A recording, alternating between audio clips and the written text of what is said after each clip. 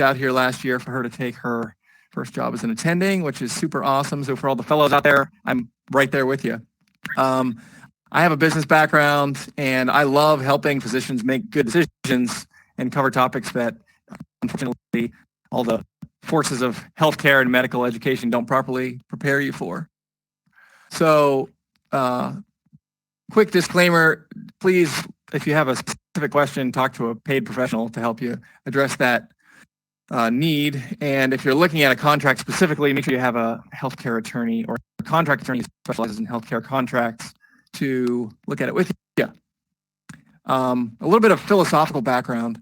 There is so much in terms of the way you're going to build wealth as a physician that is tied up in your employment agreement, in your contract. So whenever you're signing that, that first piece of paper that's going to give you that job, it's a lot more than just the terms of your employment. There's a whole financial trajectory wrapped up in that. And included in that is the amount of money you're going to make, the assets that you have, whether or not you're going to acquire a practice or a surgery center or other ancillaries, or you're going to be able to do consulting or anything like that.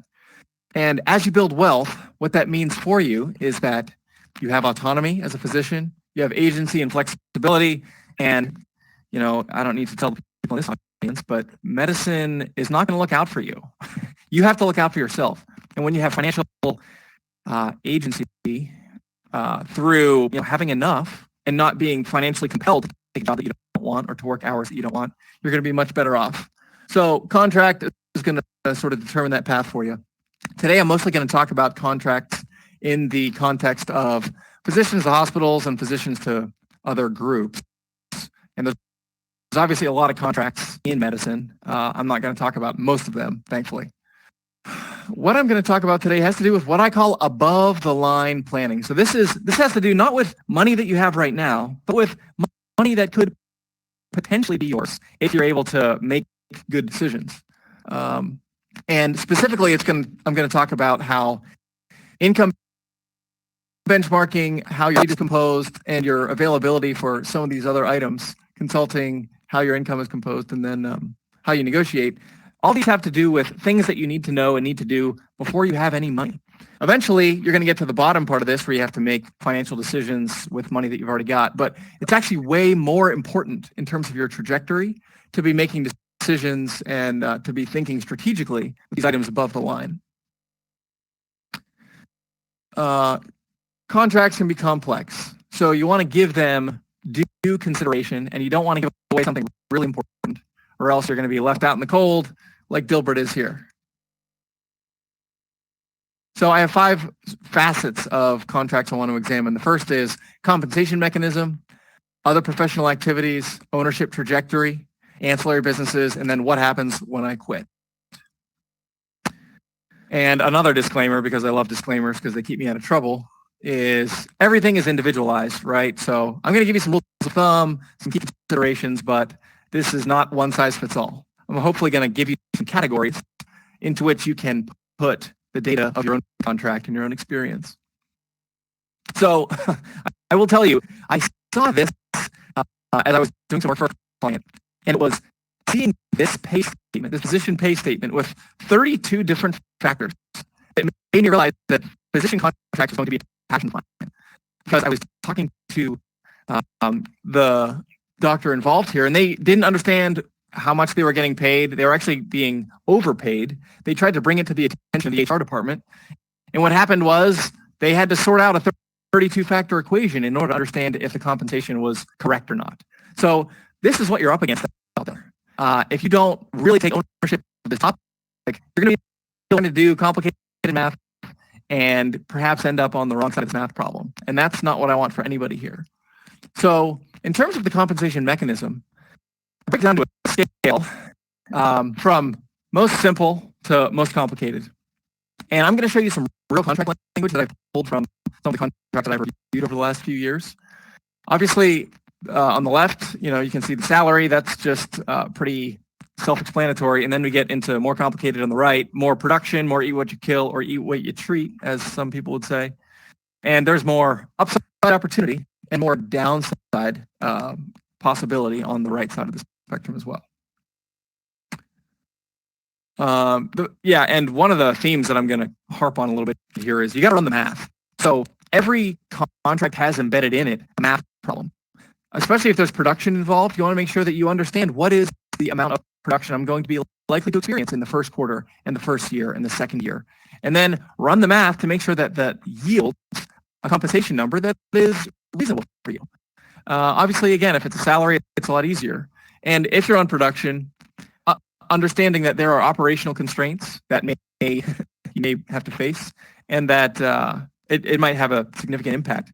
Identify those, see if it's a big deal. I'm going to talk more about that in a minute. So the first one I want to look at and not spend a ton of time on this is the salary. So, and again, this is sort of the contract language. Like basically you do your job and we give you this amount of money payable on a monthly basis. This is straightforward, but one thing to note is that just because the language is straightforward in terms of the mechanism, like the salary paid monthly, that's pretty clear. The liability is not necessarily there because that's wrapped up in the solvency of the practice. And what we've seen in the last couple of years with COVID, there's this thing called the force majeure provision of a contract where the employer may have the ability to basically hit the eject button and hey, Justin, if you don't mind me interrupting just for a minute, you're kind of cutting in and out quite a bit. If okay. to troubleshoot, if you are, if you want to take other devices off of Wi-Fi if possible, or maybe sit closer to your Wi-Fi router, just to kind of, optimize your connection.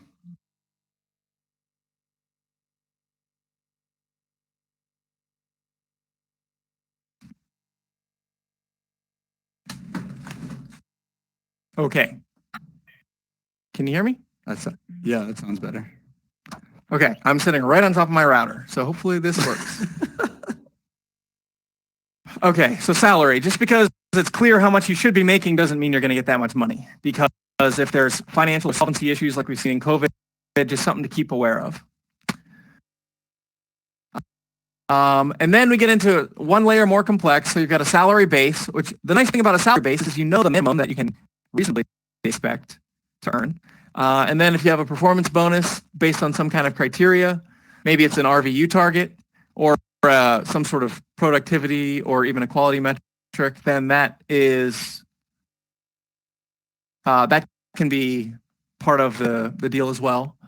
Getting one layer more complex, yeah. So performance bonus would be usually a quality metric, and then we get into production, where we're looking at work RVUs or we're looking at percentage collections. And then we get into just straight pay per work RVU. So I've done a little bit of a couple of podcasts and some other educational content around what an RVU is. It's basically the most fundamental building block of how doctors get paid, whether or not you're on an RVU compensation structure. RVUs are inextricably linked with your compensation. So here's an example of pay per RVU.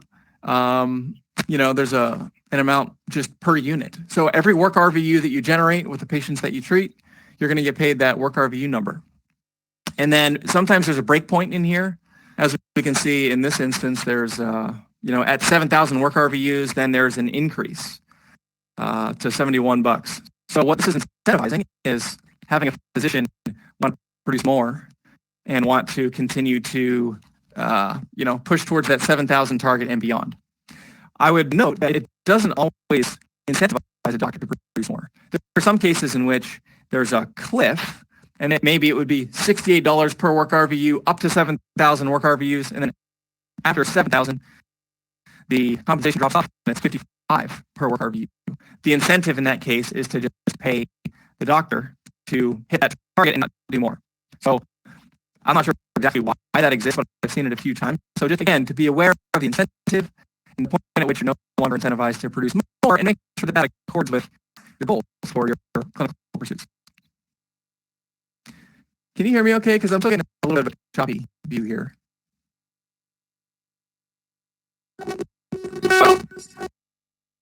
Yeah, you're still kind of cutting in and out. Just trying to troubleshoot here. Do you think, would it be hard if I rebooted my router? It might be a minute, but it might help us. That's fine. Yeah. Because this is, this is really important. I don't want to miss it because of an internet connection. This is, yeah. I'll be right back. Okay. In the meantime, watch me as I juggle.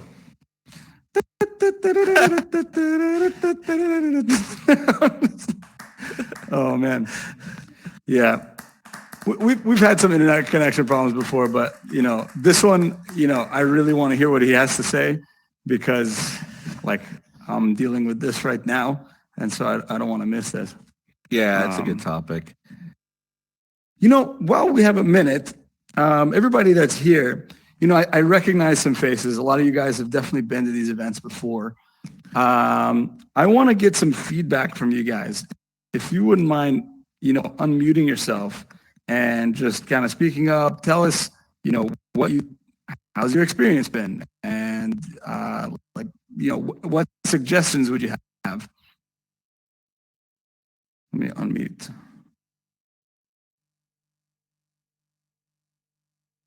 Start unmuting people. Hey guys, in my experience, I really love the format personally. I think I tend to have a lot of connection issues as well. I'm not sure about other people.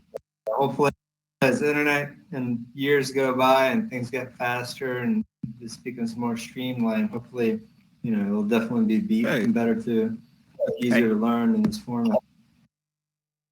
Yeah, I totally agree with you, Errol. I'm actually surprised that at 2022, reliable internet, because I've had those issues too. We had some a former speaker with something similar. But, all right, Justin's back, so we'll hop back into feedback in a little while. So Justin, the stage is yours again. Cool. So pay per RVU, I kind of like this for the simplicity. And understanding the fair pay per RVU based on your geographic location is an important consideration if you find yourself in a per RVU compensation scheme. I would also say that this would also apply to percent of collections. So percent of collections and pay per RVU are similarly simple and straightforward in terms of the production mechanism.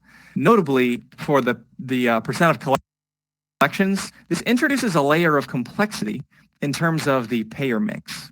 So you're going to collect based on the payer mix. If you do a certain procedure for patient A and that same procedure for patient B, patient A might be on Medicare, patient B might be on a commercial contract with a much better negotiated rate. You're doing the same work, but you might get 1.5 times the collections for patient B as you do for patient A. That's one thing to be aware of. A second complexifier of the percent of collections model is the fact that if you don't have the autonomy to sort of determine which patients are going to be yours, meaning there's 10 patients that walk in the front door and then somebody at the front desk kind of doles them out to various care providers, there are certain circumstances in which partners can cherry pick the premium payers. So you're doing just as much work, but you're getting paid less because your payer mix is suboptimal as a physician, which it's obviously not a great way to treat people, and hopefully your employer doesn't do that, or you're the partner of the practice where you work, but it is a thing that happens, so something to be aware of. In a work RVU model, that doesn't happen as much because all, those two, patient A and patient B, are going to be the same because the work RVUs are going to be the same. So, The final sort of version of this would be what I call a graduated.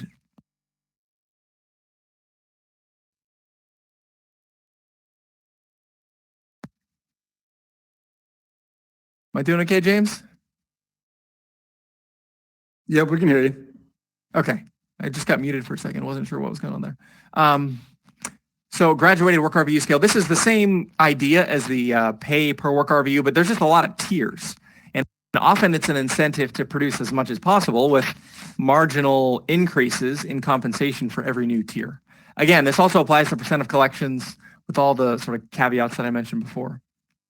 A couple important questions to ask. If you're on a pay per production model, make sure that your contract says that you have visibility to the data you need to calculate the amount of money you should make. In other words, If you get paid $400,000 and you think it should be $500,000, you need access to the billing and collections records in order to understand if that's really true. And I highly recommend, so you're not getting in an argument with the billing manager or the person at the front desk, have this written into the contract that you have contractually defined visibility to this necessary data to ensure that you're getting paid fairly. Secondly, run the math. I kind of mentioned stress test it on the upside and the downside. If you produce a ton, who wins? If you produce very little because of a COVID shutdown or some other crazy thing happens, there's a natural disaster or a pipe bursts at the office and you're shut down for a few days, all plumbers and they're fixing things.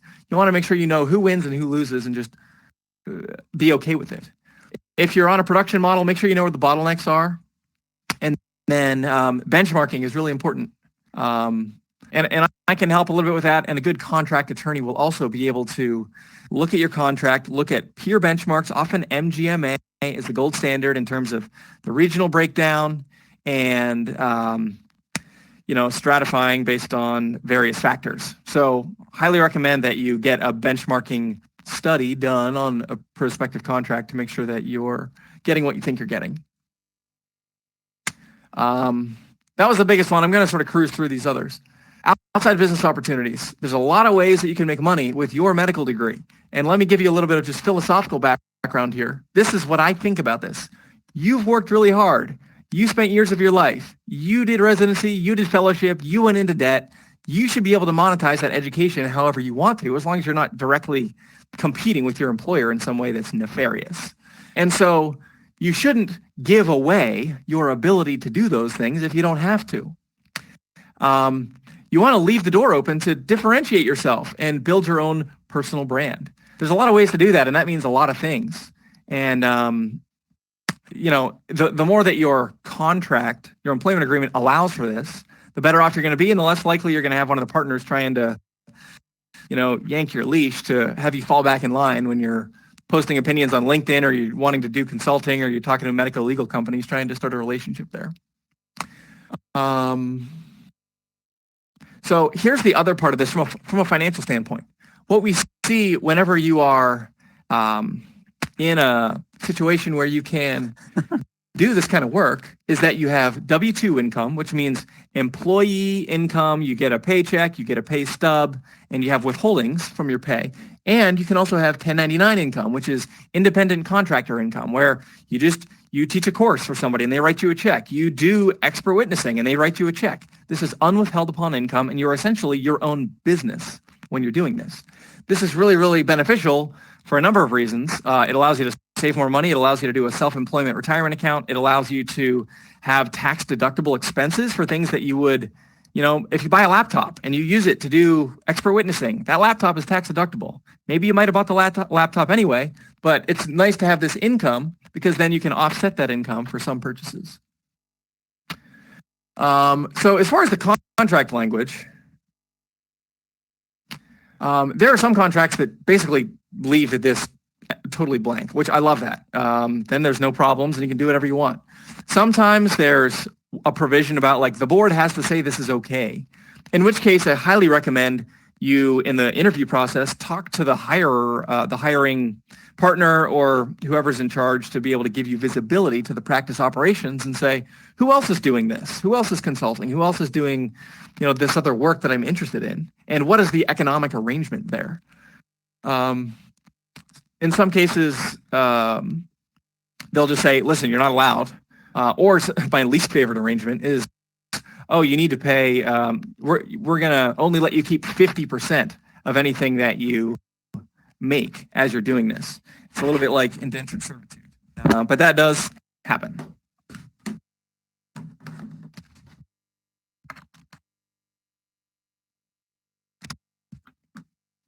Just plugging in my power cord here.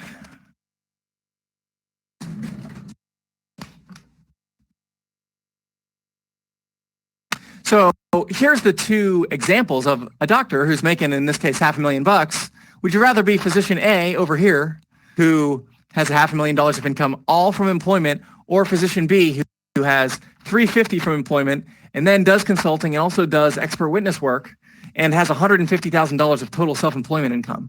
Every day of the week, I would want to be physician B here. So if you have the ability to choose between these, you really want to think about creating self-employment income for yourself because you give yourself a lot of flexibility.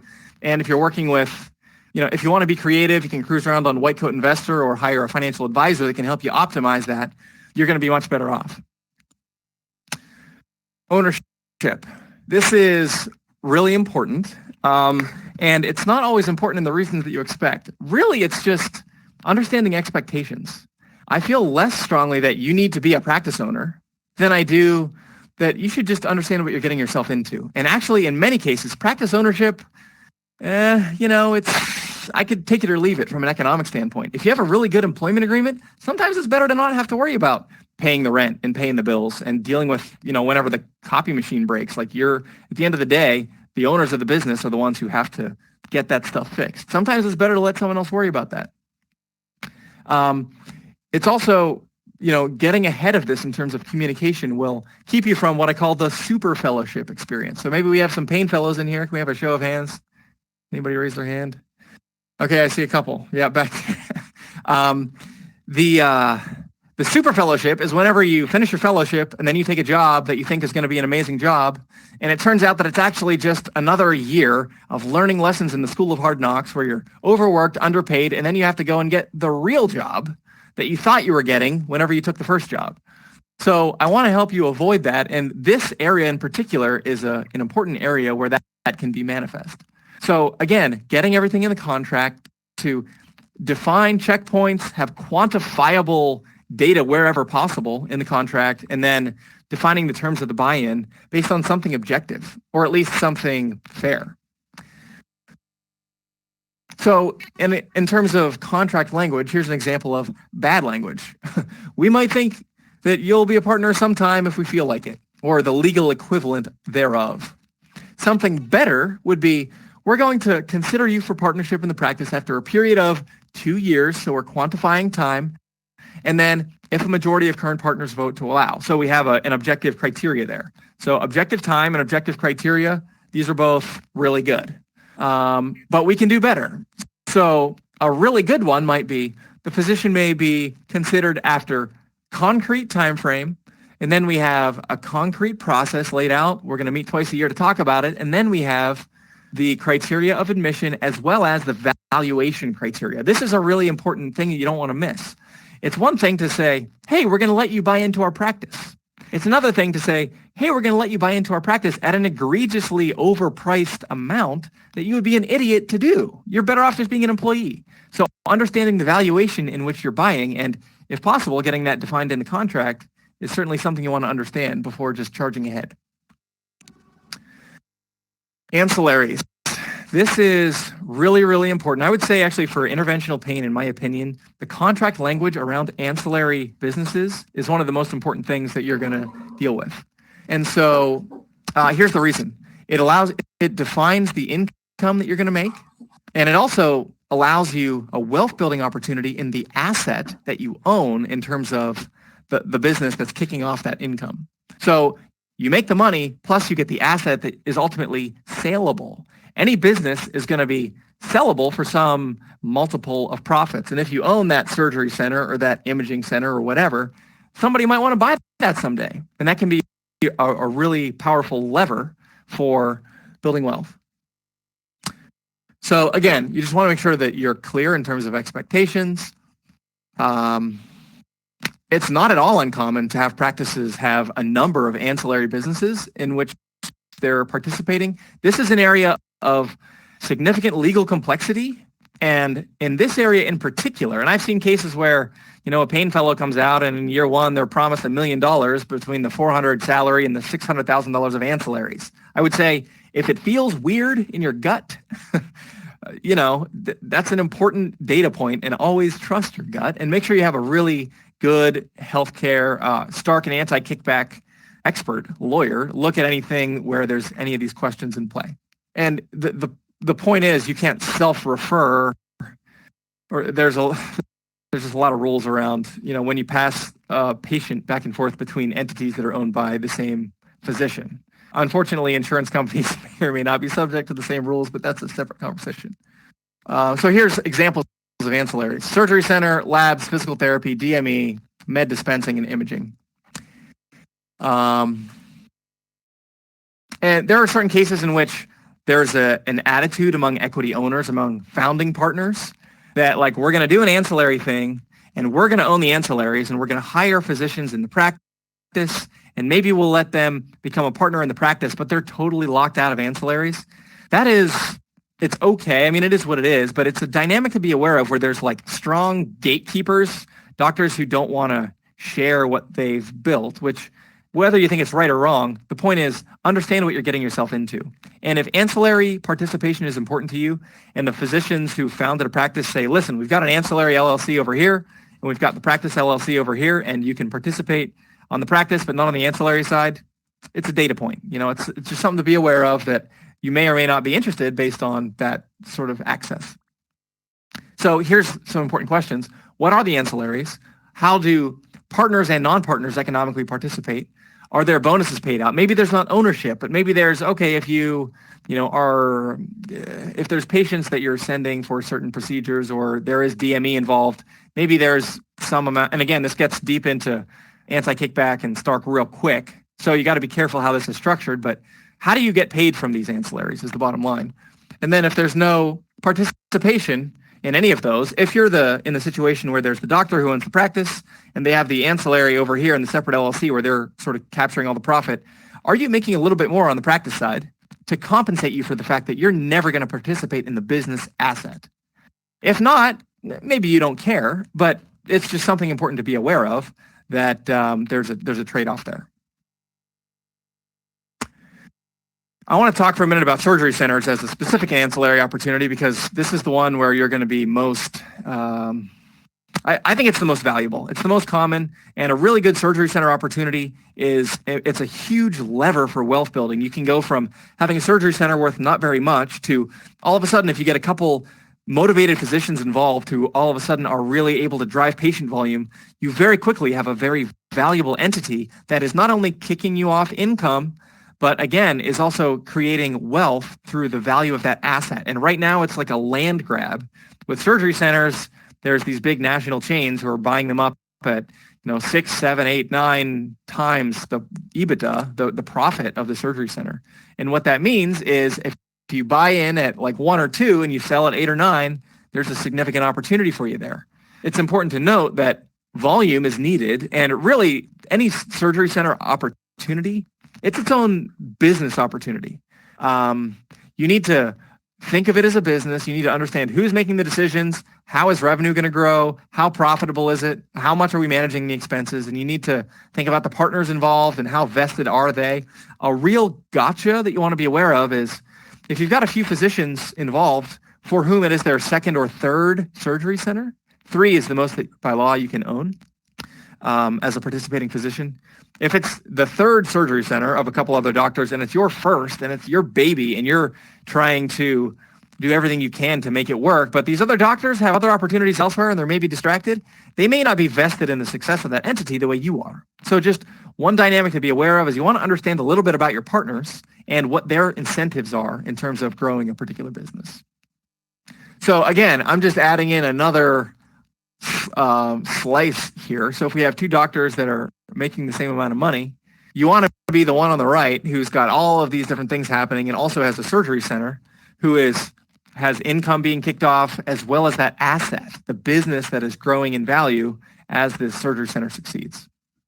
And then finally, let's talk about severing employment. Everyone is going to leave at some point, whether it's because you die or whether it's because you quit or whether it's because you get fired.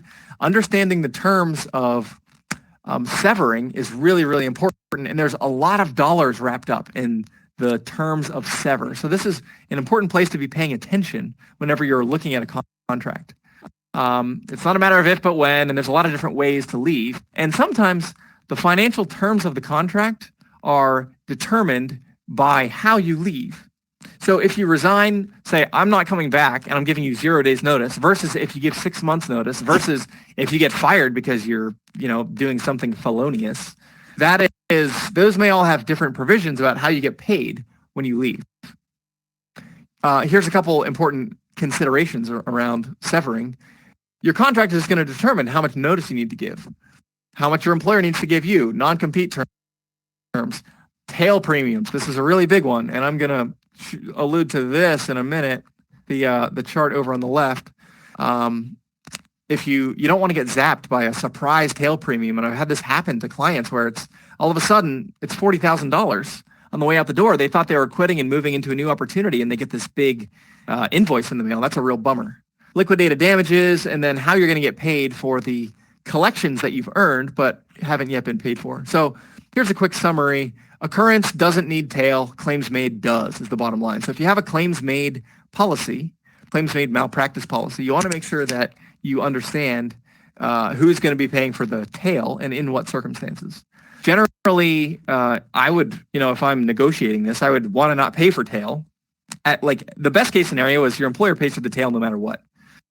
Sometimes they would say, you, physician, are going to pay for the tail no matter what. And in which case you might negotiate and say, listen, if I'm here for 3 years, how about you pay for the tail? And if I'm here less than 3 years, it's a sliding scale. Something like that to be equitable. But this is a good place to negotiate, and there are real dollars at stake. And again, it could be a 5-figure number.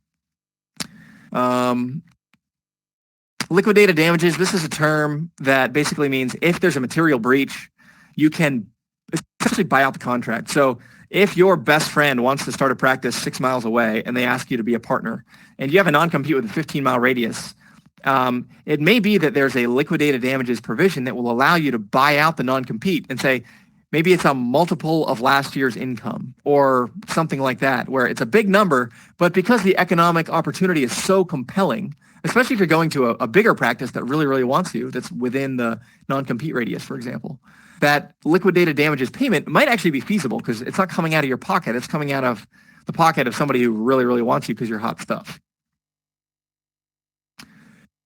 In terms of collections, and this is applicable for anyone on a production payment scheme, you want to understand what's going to happen with all the patients that you treat before you get paid for that, but after you leave. So if you leave on day 0 and the average collections are 45 to 60 days for your practice, there's essentially 2 months of pay that should be yours that you're not going to get, or at least you may not get by default. So what you want to do is understand, and here's an example of something I saw in a contract that I thought was actually pretty equitable. Here's the collections that you will be paid for patients that you treated, and it's based on tenure. In some cases, once you quit, too bad, so sad, you don't get any of that. So this is, again, another point for negotiation. You want to make sure that you get your head wrapped around this, because think about it. If you're making $500,000 a year, that is, we'll just call it 40 grand a month. 2 months of pay is $80,000 of gross pay. So understanding and negotiating on this point in particular can be an $80,000 decision. And yeah, it's a little sexier to negotiate a signing bonus and a base salary, but holy cow, like with what happens with collections, it could actually be way more important than that, and something that not a lot of people necessarily think about.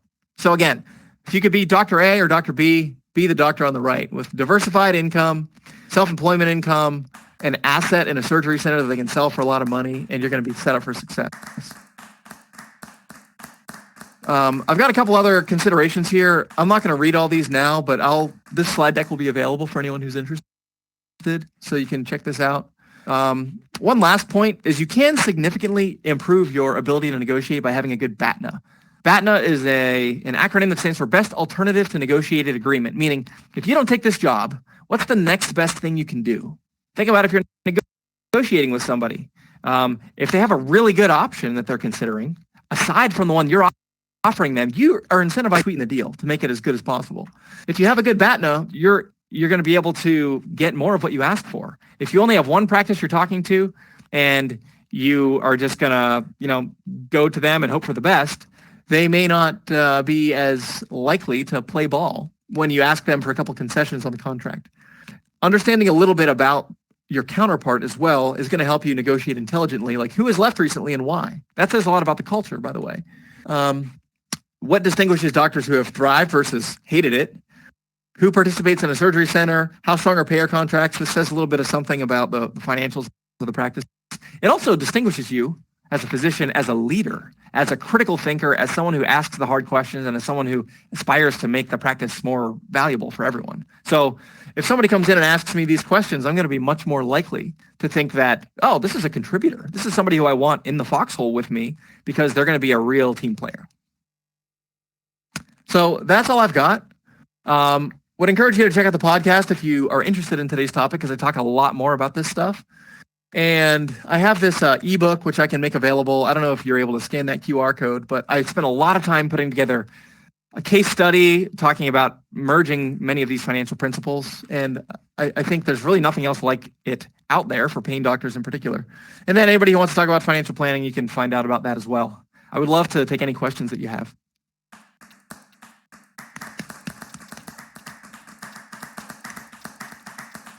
All right. Thanks, Justin. Yeah, I definitely have some questions.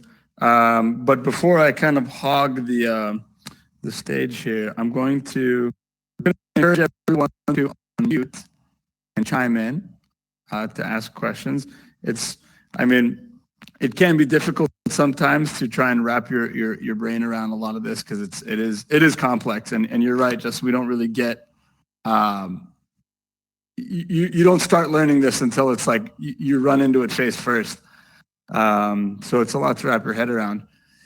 One of the questions or things that stood out to me is the malpractice insurance and figuring out, what kind of, do I bring my own insurance to the table? Do I rely on whatever the practice is offering? And then how do I negotiate like the tail coverage? For example, I'm working part-time at one practice, and in the contract it stated that they're going to offer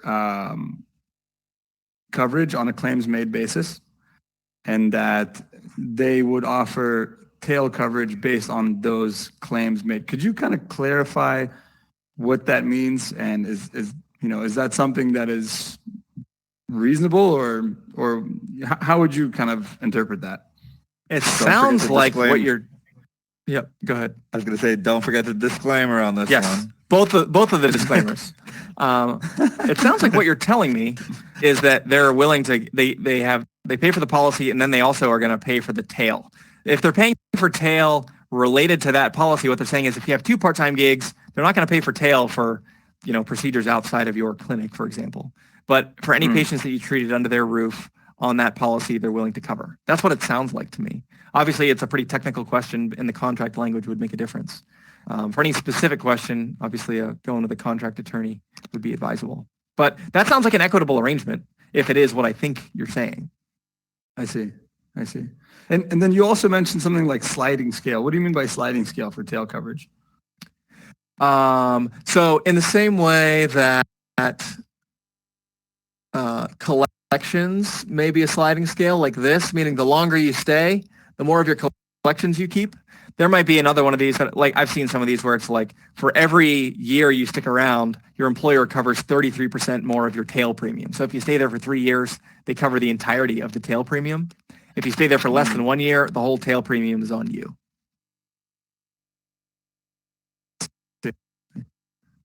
Makes sense. I know we have some active pain fellows in the room and some young interventional pain attendings. If anyone wants to chime in with some questions, this is a rare opportunity, honestly. Hey, Justin. I'm a pain fellow here. The talk's really good. One question about tail coverage. How long is a reasonable amount of time to ask for tail coverage? I keep hearing the number about 2 years, at least here in Florida. What do you think about that? You mean the duration of the protection for the clinical services rendered? I'm not sure I understand. After you leave, should you be looking for? Yeah, I think indefinite. And maybe I'm not understanding what you're asking, and maybe it would depend based on state-specific rules or something like that. They kind of, you pay for the amount of years of tail coverage that you want, and I've seen most places that have about a 2-year kind of legal period where you can file a lawsuit, so they say get tail coverage for 2 years, for example. Got it. Yeah. So a question this specific is where I'd lean on one of my broker friends who does nothing but sell med mal and ask them based on the state and based on the practice type and based on, the statute of limitations for a lawsuit, what makes sense. So I can't really specifically opine on that, I think. But I have connections that could. So if you have a specific question, feel free to email me. I'll put my email back up here. And I'm happy to connect anybody here with anybody in my network if needed. And I'll blast that email out on our or Louise, if you wouldn't mind, in our post-event survey, if you wouldn't mind including his email in there so that everyone who's attended can get that. Just I had another. Go ahead, James. Go ahead. No, you go. I already asked the question. You first. So, Justin, in the time that you've been doing this, I'm sure you've come across, many questions, many different employment situations. I'm curious about, you had alluded to if you're on a strict production model, and I'm sure there's a variety of those.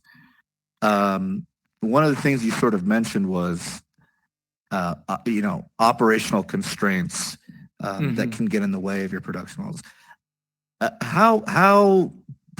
It's an abstract question, but how prevalent do you see those operational constraints getting in the way of a simple production model? It's actually not as abstract as you think. And here, I'm glad you asked this question because I meant to elaborate on this earlier. Understanding the situation you're stepping into in terms of patient volume is really important if you're on a production model. If you're coming in to be, the classic example I use is you're the first pain doctor in a 28 physician ortho group, and you're going to be the pain person to whom all these doctors are going to filter 100% of their pain cases. You could pretty easily get pretty busy pretty quickly, and that makes a lot of sense. Whereas if you're looking to be the first associate physician at a one physician pain practice where that doctor is running at 115% and feels the pinch because they're really, really busy and they need someone to come and help, once they get you as the safety valve, you're only 15% busy. You have 85% capacity, and now all of a sudden, your job description isn't clinical, it's knocking on doors and trying to build a referral network so that you can get busy. So that's a perfect example of a case where I would want to have a guaranteed minimum salary for a couple of years. And I would want to understand, if I'm only taking 15% of someone's capacity, that's a very different situation.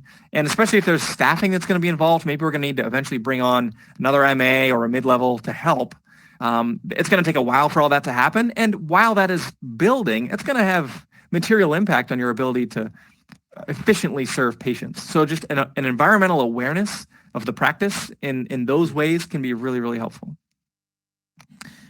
And one of the things I know, related to this, one of the things I know, mid-fellowship, early fellowship, looking at jobs, I found it very overwhelming and sort of not even knowing the how appropriate or how to even go about finding these things out before making these commitments.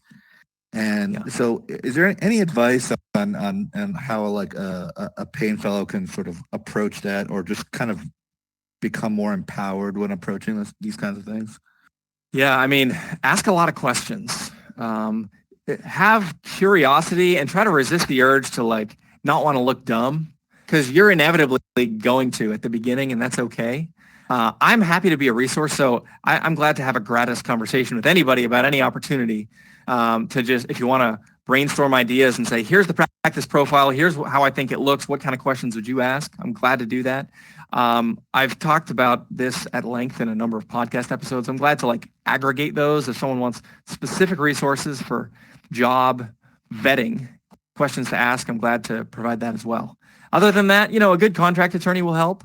And there are other, industry consultants or people that, one of my friends, Tina Rivenbark, her and I are sort of partners in crime. We do a lot of this kind of work and help physicians try to get the best deal possible. So just knowing some of those people and leaning on the expertise of those who have gone there before it's really the best way at the very beginning. Right. Thanks. Yeah, I remember during one of my rotations, towards the end, the attending was like, hey, you didn't really ask me any questions about how to run the practice. And I realized, I was like, man, I didn't even know what to ask. If you were to have if you were to tell, well, let's put it this way, if there were 3 questions that you could ask a practice owner as a fellow about the ins and outs of the practice? Like, what would those 3 questions be? Yeah. So let me brainstorm a couple real quick. I would say number 1, what is the payer mix? Meaning, commercial versus government, Medicare, Medicaid, et cetera. The more commercial contracts there are in general, the better the profitability is per patient. Although it depends on how well the contracts have been negotiated. Any staffing turnover, I always like to know like who is currently employed, who has been employed most recently, and if there's, this call it like a revolving door of the first year pain associate, people keep coming in and leaving after 9 months straight out of fellowship. I want to know that. So I would ask a little bit about the staffing history. I would ask about the, related to payer mix is is there personal or injury work or workers' comp, and is billing internal or external? That tells a little bit about sort of the profile of the practice as well. The goal, and it depends on how big the practice is and how many owners there are. I would say the bigger the practice is, the more kind of I'm interested in just understanding my track in the practice. The smaller the practice is, the more I want to understand, like, how does this business work, and do the people who run it know what they're doing? And that would be more questions about like operations and like what's your average days in AR? This is a good question for a small practice. It's billing efficiency. So how long does it take you to get paid for the patients that you're seeing? If it's 32, 35 days, 38 days, great. If it's like 90 days, holy cow, it's 3 months. There's a lot of reasons for that potentially, but understanding that would show me, dang, they have some operational issues here. And maybe there's an opportunity for you to come in and fix them, and that's great. But being aware of that is a big, it's a data point. So as you're vetting multiple options and multiple opportunities, it's a data point. I see. Yeah, thank you. And then you had a really good slide up there that gave like kind of some concrete examples about what a realistic partnership track is. Because I always see that as like the carrot, for unsuspecting fellows. And nobody really knows, like, what does that mean, partnership track? I mean, I have an older brother who is a business owner, non-medical, but when you ask him about like taking on a partner, he's like, hell no. So I can't imagine that a physician practice owner is just going to be over the moon to invite partners into his practice. That's a great point. And what I would say is I totally agree. And as a small business owner myself, I affirm this perspective. I say, yes, that is true. That it's a very closely guarded asset, that there are times at which admitting a partner can be really, really helpful, especially if that partner has a complementary skill set or something really valuable to offer. I would be less concerned about the practice ownership as I would surgery center opportunity, because in surgery centers, you do need multiple partners, and usually adding a physician who's going to have a high patient volume, like I'm way more excited about that than can I have half of your office-based pain practice, because that's going to sell at like a 1 or 2x multiple in most cases using a broad stroke, where a surgery center is going to be a lot more valuable. It depends on where you buy in, obviously, but the leverage that you get from a surgery center ancillary participation is just way more than being a partner to practice. Not that that's bad or shouldn't be pursued, and it can be valuable, if for no other reason than to have autonomy and be in charge, be making staffing decisions and, doing the business operations things, if that's something you're into. I see. Would you, like, in those negotiations, like, let's say, you join a practice and they have a newer surgery center, and the buy-in is, you have that like novel buy-in opportunity, and it's relatively low, then, that's a no-brainer. But what if it's a well-established surgery center and getting shares are already premium, like, the prices are high? Can you, negotiate that buy-in price based off of, what you're going to already contribute to or what you plan to contribute to the practice and to the surgery center? The first thing I would say is I don't think that, getting you sort of alluded to it as like a sweetheart deal at the beginning is a no-brainer necessarily, because the reason it's cheap is because there's a lot of business risk. If you're pre-revenue, it might not work. Some of your partners might peel out, or there might be some kind of problems that crop up, or maybe you're taking out a big loan to do construction. So every individual deal needs to be sort of vetted on its own merits. I have seen cases where someone, buys into a startup surgery center and it can be incredibly lucrative. I've seen cases where, and it depends on if it's a CON state or not, like how competitive that is, but sometimes the wheels come off the wagon, or there's no critical mass to really get things going. because there's not the commitment among the partners. Even though it's a startup, there's just not enough patient volume to make it profitable. So I would say that about the sort of the startup question. In terms of the bigger, more established, yeah, it kind of depends on what you want. It depends on if there are other surgery centers out there that could be an option for you. If it's the only game in town and it's this or nothing, and you can't do a new build, and there's nothing smaller where you could own a bigger piece of the action. I mean, for myself, I'm an entrepreneur, so I'm a little bit oriented towards the growth opportunity. But there's nothing wrong with being the 99th partner. Just is it's going to be much more stable, which is great. Yeah. It also means there's going to be more dead weight.